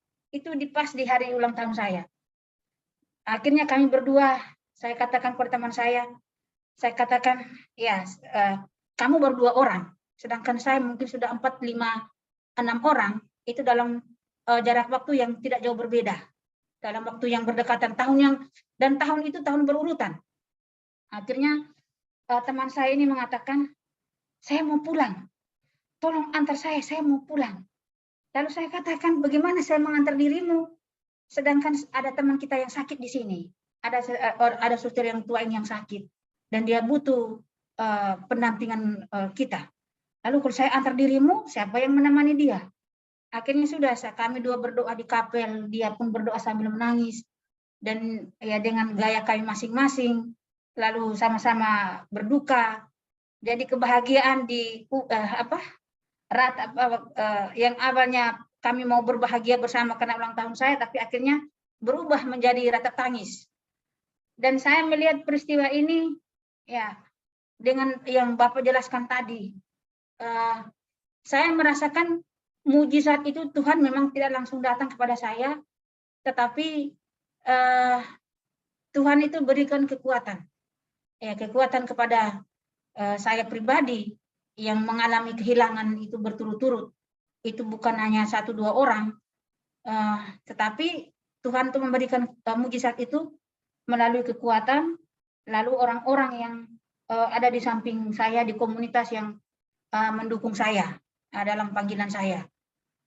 Lalu itu yang sharing tentang ratap kehilangan ini, yang ratapan menuju pengharapan. Bahwa saya percaya bahwa ketika ya Tuhan itu ya memberikan tangisan yang bagi saya sebagai manusia biasa ini ya tidak masuk akal. Kenapa kok terus meninggal? Mengapa terus lalu ada kejadian gempa bumi, bahkan bencana alam di tempat lain pun turut juga ponakan saya ini ikut di dalamnya. Tapi saya melihat bahwa materi malam ini yang menguatkan saya pribadi yang mengalami itu, tapi juga saya juga merasakan bahwa Tuhan itu, ya sebenarnya Tuhan itu memberikan harapan, cinta, penghiburan, itu tidak langsung turun seperti Bapak katakan tadi kepada siapa tadi, si raja tadi itu. Ya, tapi melalui orang-orang yang ada di sekitar saya. Itu sharing saya. Lalu pertanyaan saya, Pak, ini tidak bukan berkaitan dengan masalah penderitaan tadi, yang kehilangan tadi, tapi tadi ada Bapak mengatakan mengapa kita terus ingin kembali ke masa lalu, ya, pulang dengan perbudakan masa lalu, harus berani meninggalkan masa lalu. Tapi kenyataannya ya, saya yang pernah bertugas di rumah pembinaan calon-calon suster itu, ya bahkan kita hidup dalam komunitas yang bermacam suku, bermacam budaya, dengan latar belakang berbeda. Nah, ketika seseorang itu melakukan kesalahan atau melakukan perbuatan yang kadang mungkin tanpa dia tidak sadari itu. Tetapi ya ada yang sering mengatakan seperti ini. Ya, itu masa lalunya itu harus disembuhkan. Mungkin keluarganya seperti ini, mungkin seperti ini, mungkin seperti ini. Nah, dengan situasi seperti ini, Pak, saya pernah mengatakan, mengapa harus ungkit lagi yang sudah lewat? Emangnya dulu dia mintakah masuk biara ini akan terjadi seperti ini? Saya kadang ya mungkin terlalu keras kata-kata saya, tetapi saya kadang itu berontak dengan ketika orang sudah bahkan sudah berpuluhan tahun di dalam pun, tapi ketika seseorang itu melakukan kesalahan, tetap harus ini masa lalunya belum sembuh, ini masih belum beres ini. Selalu seperti itu. Bagaimana Pak saya menghadapi itu? Apakah perlu saya protes seperti itu? Dan saya sebagai petugas pastoral, ya memang kita tahu bahwa ya kriteria untuk dalam itu kan ada kriteria-kriteria untuk boleh lanjut atau tidak. Bagaimana? Mohon peneguhan dari Bapak untuk saya. Terima kasih. Ya, jadi itu memang penyakit manusia itu terbelenggu oleh masa lalu. Jadi ketika dikatakan, oh dulu masa lalunya begini, ya masa kecil kurang bahagia, masa lalunya itu ada semacam luka batin mungkin yang dialami yang mempengaruhi tindakan-tindakan manusia. Jadi ketika dia berbuat, dia tidak lagi berpusat pada dirinya, pada Allah di dalam bertindak, tapi dia berpusat pada lukanya untuk memenuhi luka-luka, ya, rongga-rongga, ya, ruang-ruang kosong pada dirinya yang harus diisi. Itu akhirnya memang perbuatan dia tuh kurang bagus. Jadi kalau dia kekurangan kasih, nanti tindakannya akan mengejar kasih supaya kekurangan itu terisi di masa lampau. Artinya dia terbelenggu oleh masa lalunya. Dia belum sembuh dengan masa lalunya. Itu yang saya katakan tadi, seperti orang Mesir, orang Israel masih kembali ke masa lalu. Tidak bisa seperti Musa, tanggalkan kasutmu. Ya, formalitas apa yang membelenggumu di masa lalu itu harus dilepaskan. Jangan lagi berpusat pada masa lalu, tapi orang berpusat pada Tuhan, lalu dia melangkah ke depan. Itu memang bisa sangat berbahaya. Apalagi kalau masa lalu yang buruk, ya akan mempengaruhi dia. Nah, ketika kita mau melangkah ke depan, justru masa lalu itu harus bisa dilepaskan. Kita bisa mengenang masa lalu, tapi bukan kembali ke masa lalu. Nah, mengapa orang ingin kembali ke masa lalu? Karena sepertinya memberi dia rasa nyaman, rasa puas, rasa senang. Ya. Luka batin itu kan begitu. Kalau dia melakukan sesuatu bisa memenuhi luka batinnya itu dia merasa puas, padahal itu kan tidak sehat, itu merusak. Nah, harus berani itu menyembuhkan, itu mengeluarkan diri dari sana. Seperti Israel, ya, saya katakan tadi, mengapa dia ingin kembali ke Mesir? Dia tidak ingin menjadi sesuatu yang baru. Karena masuk ke sesuatu yang baru, itu mengandaikan berani melangkah menuju ke dunia yang tidak jelas. Kalau masa lalu kan sudah jelas, ya, aman, tapi tidak membawa ke suatu perubahan, suatu kemajuan. Nah, itu kuncinya sebenarnya di sana. Masa lalu hanyalah pijakan kita untuk masuk ke depan. Jangan kembali, balik terus. Ya kapan kita majunya. Dan itu penyakit kita kan begitu. Oh, ini kan sudah tradisi. Oh, ini kan sudah begini dari dulu. Ini tidak berani keluar dari situ. Nah, ini. Nah, saya kira ketika orang mau berharap, dia harus berani itu keluar di situ. Jadi jangan singgung terus, wah masa lalu. Kalau memang masa lalunya belum beres, ya sembuhkan. Supaya jangan terus-terusan diikat oleh masa lalu tadi. Menurut saya seperti itu, Ustaz. Ya, itu istilah-istilah yang sering dipakai di biara kan. Oh, itu masa lalunya begitu. Dia digerakkan oleh masa lalunya. Ya itu. Ya sembuhkanlah masa lalu itu. Ya, supaya kita terbebas dari belenggu itu. Itu. Terima kasih, Pak. Ya. Terima kasih Pak Paskalis dan Suster Rona. Mungkin dari sahabat pastoral ada yang masih mau bertanya atau sharingkan pengalamannya. Kita masih punya waktu.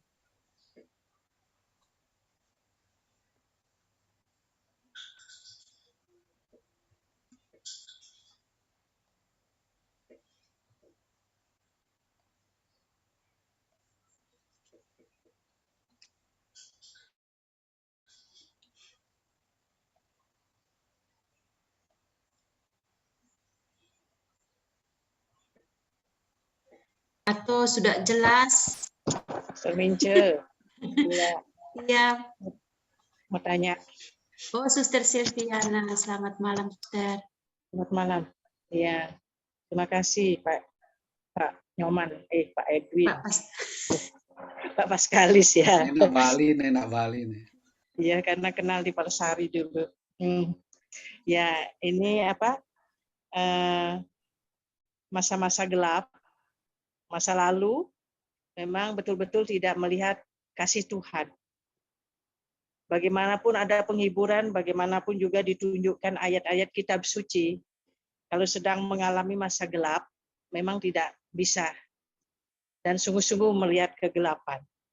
Itulah siklus kehidupan yang dialami. Ada masa terang, masa gelap, ada sukacita, ada kesedihan. Yang itu. Lalu pertanyaan saya pada Pak Nyoman ini, pengalaman-pengalaman masa lalu jadikanlah guru. Bagaimana pandangan dan jawaban Pak Nyoman untuk ini? Pengalaman-pengalaman masa lalu jadikanlah guru. Itu pertanyaan saya. Terima kasih. Ya, jadi benar pengalaman masa lalu bisa menjadi guru yang mendidik kita, asalkan pengalaman lalu itu kita kenang. Jadi mengapa orang bisa sampai menemukan Allah, mengingat Allah, memahami Allah, kasih setianya tidak berkesudahan, itu kan karena dia mengalami. Nah, pengalaman ini, khususnya pengalaman tentang Allah, hanya bisa diperoleh kalau orang merefleksikan pengalamannya. Jadi akan terjadi banyak pengalaman di masa lalu, tapi pengalaman itu akan berlalu begitu saja. Ya, berlalu begitu saja. Baru dia mempunyai makna ketika dia direfleksikan. Oh, ini itu. Mencoba menghadirkan Tuhan di dalam peristiwa-peristiwa itu. Kan peristiwa kan banyak kan terjadi, tapi kita tidak melihat Tuhan hadir dalam peristiwa itu. Nah, bagaimana kita bisa tahu Tuhan hadir dalam peristiwa itu? Ya melalui refleksi. Oh, ada apa ini? Mengapa seperti itu? Nah, kalau tidak, peristiwa lalu itu hanya menjadi bumbu-bumbu yang tidak banyak gunanya. Nah, di situ. Itulah perbedaan antara masa lalu yang kita kenang dan kita refleksikan dan masa lalu yang sekedar aja, ya berlalu di dalam hidupkan kita, atau kita hanya cari enak-enaknya, oh senang-senangnya, oh dulu enak ya indah dulu, tapi tidak masuk kepada refleksi. Nah, refleksi itu membantu kontemplasi ya, membantu kita menemukan Allah di dalam peristiwa itu. Akhirnya apa? Kita punya konsep tentang Allah. Entah Allah yang setia, Allah yang sebagai guru saya, dan sebagainya. Itu akan membantu di sana. Ya. Terima kasih. Terima kasih, Suster. Sama-sama, Sister Mince. Pak Robi, pengalaman dari Kediri, Bapak.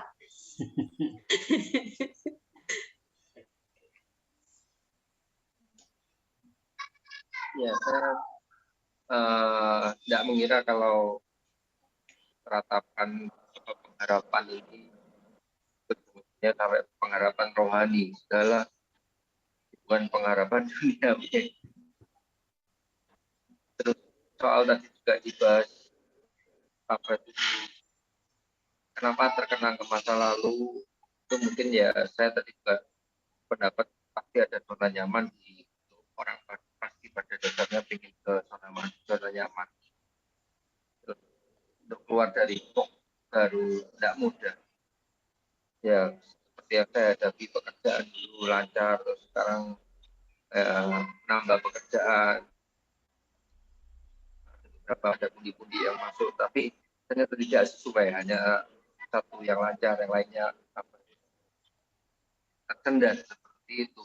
Ya mau keluar kok itu juga tidak mudah.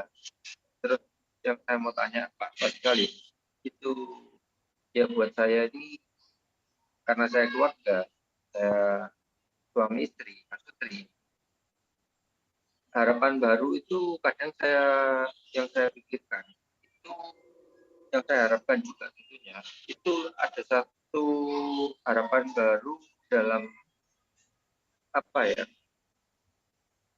seperti bukan kesepakatan baru ya dalam relasi Pak Sutri ya, tapi saya merasakan itu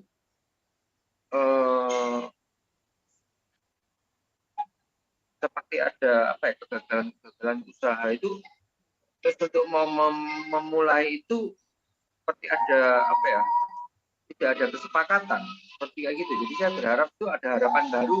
Ini apa ya?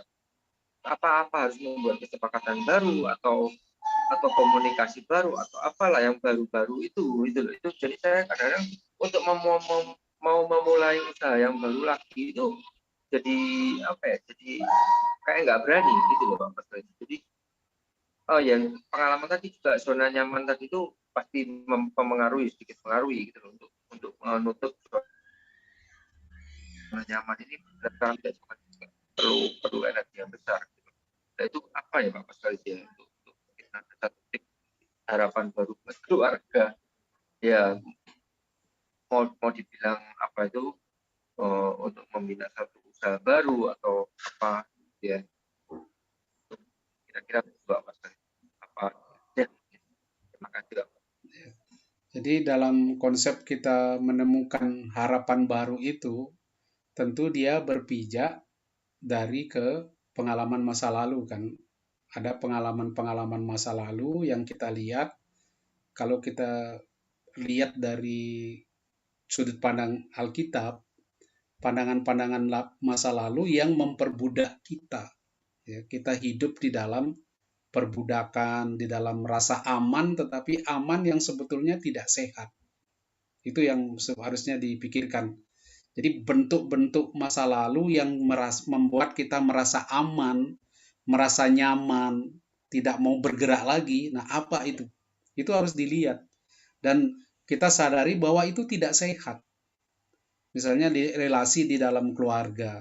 Ya sudah, kita hubungan satu sama lain baik. Kalau yang satu marah, yang lain diam, tidak suka, tidak usah ngomong, diam aja. Misalnya seperti itu. Dengan nyaman misalnya. Ya, kalau kita tidak suka apa yang dengan apa rancangan dia, udah tidak usah ngomong, diam aja. Nah, yang penting aman. Nah, lalu kita lihat, oh ternyata ini tidak baik. komunikasi, kalau tidak suka, tidak setuju, berani tidak kemudian menyampaikan. Ada perubahan dialog, sistem dialog. Berani berkonflik untuk menyelesaikan suatu masalah. Misalnya seperti itu. Ada sesuatu yang baru kita lihat masa lalu kita seperti apa. Kayaknya aman, kayaknya nyaman, tapi tidak benar. Ya, tidak sehat. Seperti itu. Lalu coba dipikirkan, berani tidak kita keluar dengan model itu? Model yang sebetulnya tidak sehat. Ya, seperti Israel, di Mesir dia enak, makan jelas, nggak usah mikirin kerja apa nanti sudah diperintah sama majikan. Ya, kalau kita jadi pimpinan kan mikir, nanti bikin apa, anak buah saya nanti makan apa, kan mikir. Kalau jadi budak kan nggak usah mikir, kerja tapi nggak sehat, hidup diperintah orang, tidak otonom. Nah seperti itu. Nah berani nggak orang merefleksikan keluar dari posisi aman itu. Nah, itu kita hanya bisa tahu, masing-masing pribadi kita tahu posisi-posisi aman kita itu di mana. Ya, gerakan-gerakan aman itu kita itu di mana. Ya, lalu setelah itu berani enggak kita keluar, ya, mencoba sesuatu yang baru yang akan lebih bagus. Ya, saya beri contoh saja. Misalnya saya, sebelum ini kan saya banyak bekerja di Lembaga Alkitab Indonesia, PUS ya, semua di situ saya kerja. Nah, begitu kemudian kena COVID, tidak bisa lagi kerja di situ. Mereka juga nggak bisa bayar karena mereka juga kesulitan. Nah, gimana? Di dalam situasi yang demikian, kita harus pikir apa? Masa terus stres gini-gini. Nah, mulai pikir sesuatu yang baru, apa yang saya bisa buat.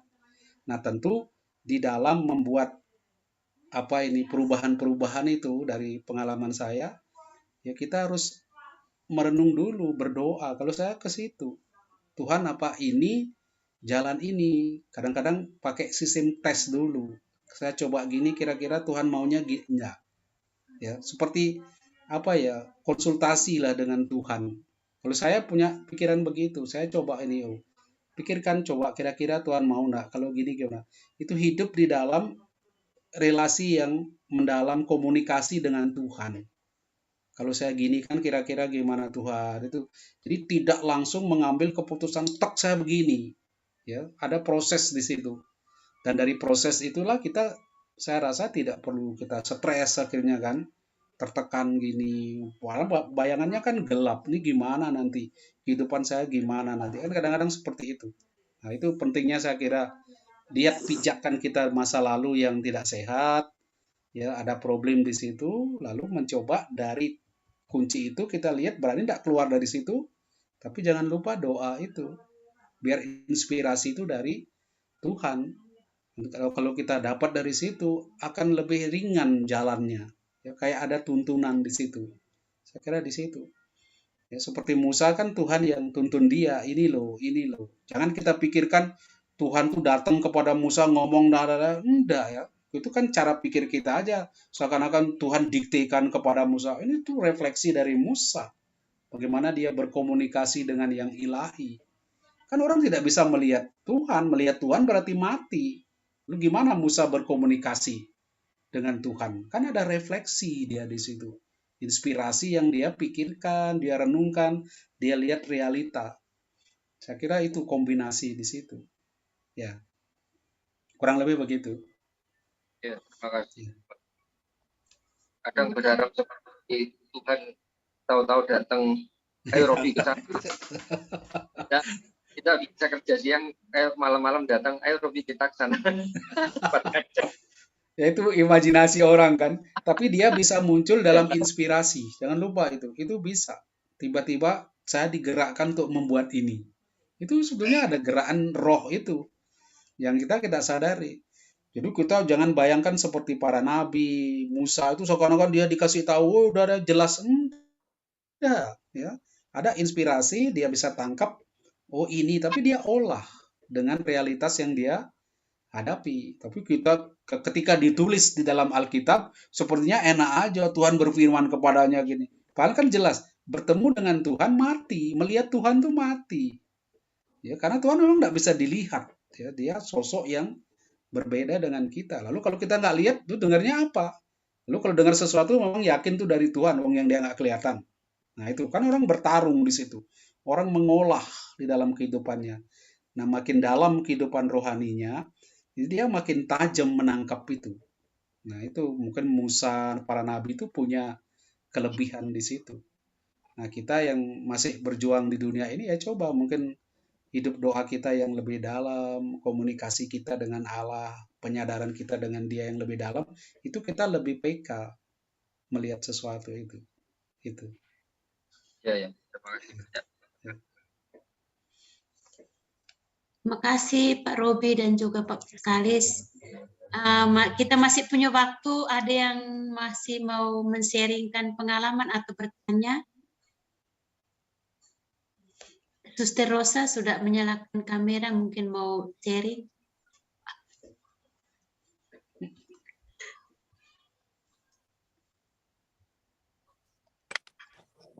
Baik, terima kasih. Selamat malam Kalis dan juga Bapak Ibu, teman-teman yang terkasih.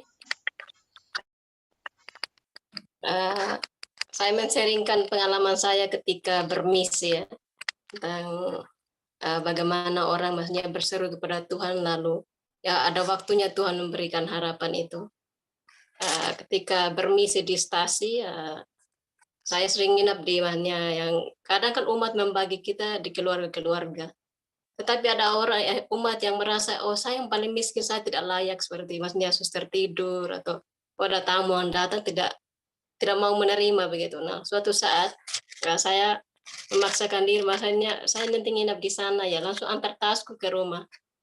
Lalu coba nginap di sana. Nah, setiap saat kalau misalnya nginap Sabtu Minggu kami ke sana, pasti keluarga setiap saat mengatakan ketika makan malam atau setelah doa bersama, selalu mengatakan begini, suster, suatu saat kami akan punya rumah.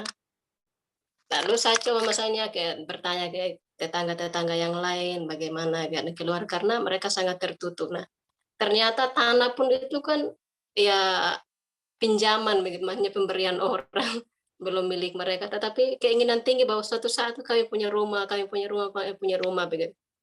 Nah, karena kemiskinan itu juga anak mereka satu-satunya pun bekerja ke luar negeri bahkan tidak mengakui mereka bahwa ya ada keluarga kalau anaknya libur pasti liburnya ke pamannya bukan ke orang tua kandungnya. Lalu saya ketika misalnya keluarga sering mengatakan seperti itu, ya saya sendiri tidak bisa buat apa-apa karena kami juga tidak punya apa-apa begitu. Nah, suatu saat ketika nginap di sana lagi, tiba-tiba hujannya itu saat itu hujan deras di sana dan pasnya rumahnya kebanjiran dan kami harus naik di atas atap memang karena mereka sudah siap bahwa setiap hujan itu ada di atasnya itu mereka buat ya tempat tidur lah begitu mereka tinggikan. Kami bertiga naik ke atas dengan barang-barang gotong, jagung, padi.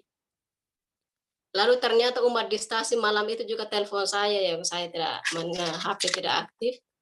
Lalu karena airnya semakin lama semakin tinggi lalu mereka mau jemput. Nah, karena saya tidak ada mereka biarkan dulu. Lalu besok pagi ketika kami ke gereja, lalu telah misa gimana tadi malam, lalu saya biasa gitu. Saya belum menceritakan, akhirnya umat ternyata semua orang tahu bahwa setiap kali kalau hujan pasti rumah itu akan banjir sampai meluap melebihi rumah itu begitu. Nah, tapi maksudnya kenapa mereka maksudnya umat tidak bisa membantu karena mereka ya sangat tertutup, mereka merasa diri bahwa mereka yang paling miskin, tidak punya apa-apa, tidak bisa bergaul dengan yang lain begitu. Akhirnya dari umat stasi merembuk bersama karena kebetulan di stasi itu ada yang tentara. Lalu mereka berkumpul lalu ya kumpul dana dibantu oleh TNI untuk membangunkan rumah. Nah, setelah bangunkan rumah, kami meramanya umat juga merasa bahwa pasti mereka senang lah maksudnya punya rumah begitu. Ternyata setelah bangun rumah tambah sedih. saya maksudnya ketika diberitahu lalu mereka maksudnya tidak menerima bahwa rumahnya sudah bagus apa-apa begitu. Lalu ketika ditanya pun mereka tidak maksudnya men-sharingkan maksudnya mengungkapkan kenapa mereka tidak bisa maksudnya senang untuk punya rumah yang baru yang bagus. Lalu saya diberitahu oleh ketua stasiun, suster coba maksudnya sharing-sharing dengan mereka kok apa yang menyebabkan, bahkan setelah punya rumah baru tidak pernah ke gereja lagi. Lalu coba maksudnya kami ke sana lagi kunjungan, lalu ngobrol-ngobrol dengan mereka. Lalu ya itu tadi, suster dengan kami punya rumah bagus begini justru kami tambah miskin. Karena apa? Ketika orang-orang melihat kami punya rumah, tidak ada yang bisa membantu kami, memberi kami makanan. Karena mereka hanya bisa untuk membuat sabut kelapa lalu dijual, dan itulah yang misalnya penghasilan mereka setiap hari untuk mendapatkan makan minum. Akhirnya dari pengalaman itu ketika kami sharing, kami bisa menyampaikan lagi ke stasi bahwa keluhannya begini. Ketika mereka punya rumah baru, ya orang-orang merasa bahwa mereka sudah punya, masanya sudah punya makanan yang cukup, jadi tidak ada lagi yang bisa membantu mereka. Akhirnya dari TNI juga berpikir lagi bagaimana caranya supaya mereka bisa punya ladang sendiri. Akhirnya tanah di sekitar mereka ya dibeli untuk mereka olah sendiri. Nah, dari pengalaman ini juga masanya saya belajar juga bahwa ya kita memberi orang, kadang kita merasa bahwa pasti orang itu bahagia, tetapi ternyata belum tentu itu merasa bahagia atau senang dengan apa. Ya hal-hal kecil itulah yang maksudnya membuat mereka bahagia. Terlebih misalnya seperti tadi ya, mereka harus punya usaha sendiri untuk bisa menghidupi diri mereka sendiri. Mungkin itu pengalaman saya, Pak. Jadi dari mereka sendiri misalnya mereka merasa bahwa diberi harapan dengan punya rumah, punya tanah. Itu saja, Pak. Terima kasih, Pak. Terima kasih, Suster, sharingnya.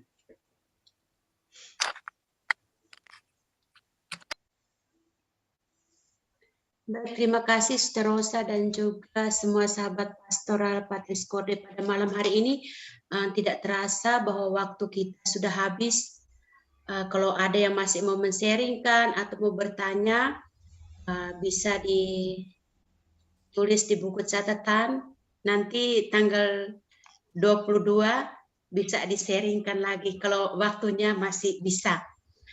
Baik, terima kasih kepada semua sahabat pastoral yang sudah setia sampai pada pertemuan yang ke-9 dan pada malam hari ini.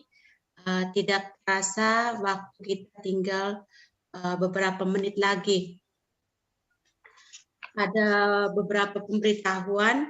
Kita akan bertemu kembali pada tanggal 22 hari Selasa, waktu yang sama yaitu 18.30. Kita akan dipandu oleh Suster Lina, Dr. Lina Sri Wahyuni, dengan tema refleksi Gaudium et Spes, mewartakan sukacita dan harapan di tengah dunia yang mengalami duka dan kecemasan.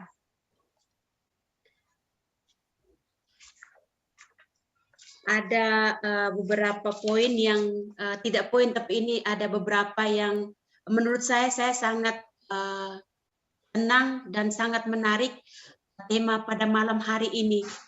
Sejujurnya tadi awal ketika Bapak mengatakan bahwa ini banyak tentang kitab suci, saya agak berat, tetapi dalam perjalanan dari materi-materi ternyata benar apa yang dari pengalaman-pengalaman kita itu sangat dibantu dan diteguhkan melalui materi-materi pada malam hari ini. Ada satu poin yang saya ambil, itu menjadi pengalaman saya juga, dan ini harapan saya ke depan untuk menjadi lebih baik, yaitu untuk sampai pada kasih setia, orang harus mengenal Allah. Jadi tanpa mengenal Allah, orang tidak akan pernah merasakan kasih setia itu. Dalam perjalanan juga, untuk mencapai pengharapan dan mengalami kasih setia itu, kita mengalami banyak kesulitan ataupun juga masalah-masalah dalam hidup, tetapi itu merupakan suatu proses untuk membentuk kita menjadi manusia yang lebih baik dan selalu berharap pada Tuhan sendiri. Kita akan sebelum kita doa penutup, kita ada sesi foto bersama. Saya akan memulai dari halaman pertama.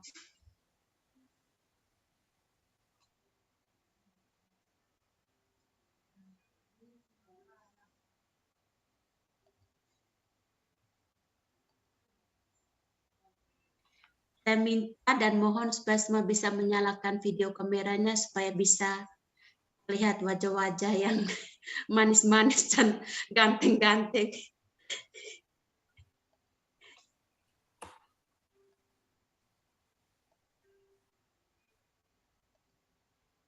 Mungkin ada yang kendala karena jaringan, karena disuruh 10 juga. Tadi saya was-was, hilang muncul. Masih. Suster Lina.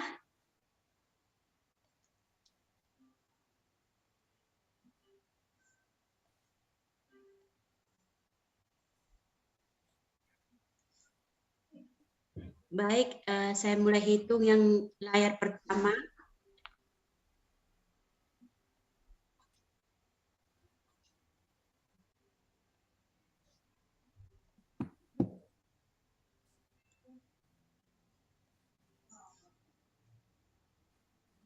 Kita lanjutkan ke layar yang kedua.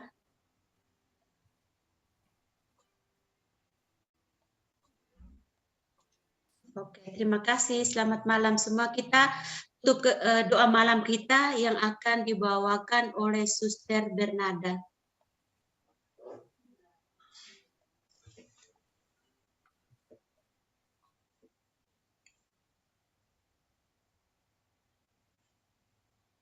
Mari Suster. Bapak, Ibu, Suster, Romo, saudara-saudari yang terkasih, mari kita bersatu dalam doa. Dalam nama Bapa dan Putra dan Roh Kudus. Amin. Allah Bapa kami bersyukur untuk malam ini. Engkau memberikan berkat-Mu berlimpah kepada kami melalui Bapak Paskalis yang telah membagikan ilmunya kepada kami melalui materi ini. Kami bersyukur untuk malam ini kami boleh setia untuk mengikuti segala pertemuan ini dari awal sampai akhir. Dan kami bersyukur juga untuk nafas kehidupan yang masih boleh kami rasakan hingga detik ini. Engkau telah memberikan kepada kami segala peristiwa yang boleh kami alami, baik dalam suka maupun duka. Di atas segalanya kami serahkan ke dalam tangan-Mu ya Tuhan. Dan semoga kami selalu menerima kehendak suci-Mu. Menyerahkan segala penderitaan kami, dan kami boleh menyatukannya dengan penderitaan Putra-Mu Kristus Tuhan kami di salib.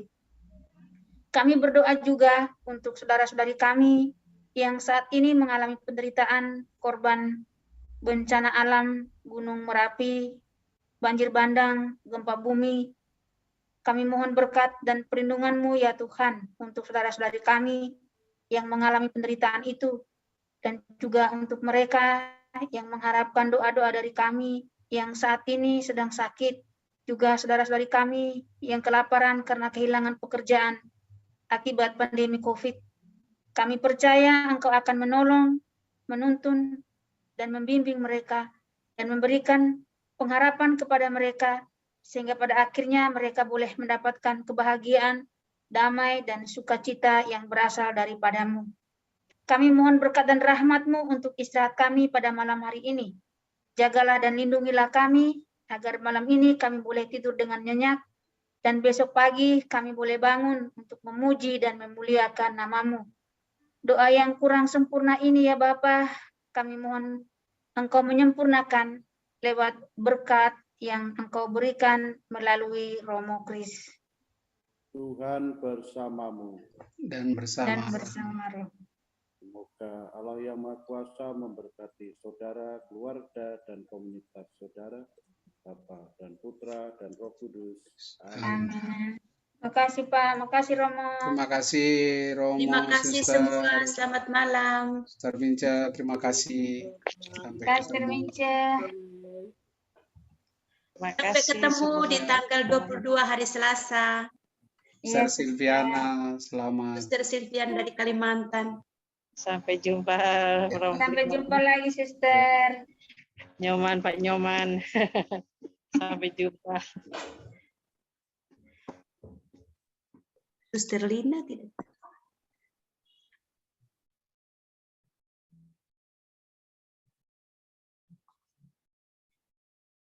Terima kasih Romo Kris. Ya, Suster, sama-sama.